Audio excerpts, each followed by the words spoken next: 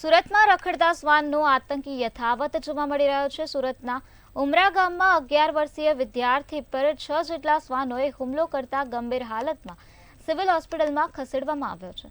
ત્યારે પાલિકા દ્વારા ઘટના બન્યા બાદ શ્વાન પકડવાની ટીમ મોકલી આપવામાં આવી હતી।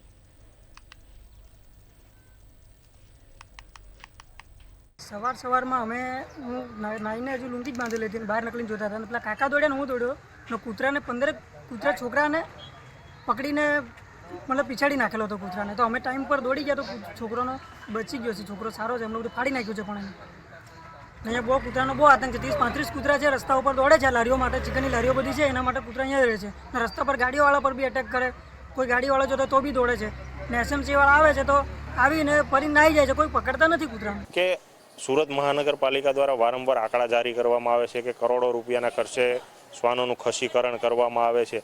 તો આ કરોડો રૂપિયાનો ખર્ચ જાય છે ક્યાં, એ એક તપાસ કરવાની બાબત છે। કારણ કે એક બાજુ ખસીકરણની વાતો કરે છે તો બીજી બાજુ આ શ્વાનોની વસ્તીમાં વધારો થતો જાય છે। તો આ વસ્તી વધારો જે વધે છે એની પાછળ શું આ શાસકોનો હાથ છે, એની પણ તપાસ થવી જોઈએ।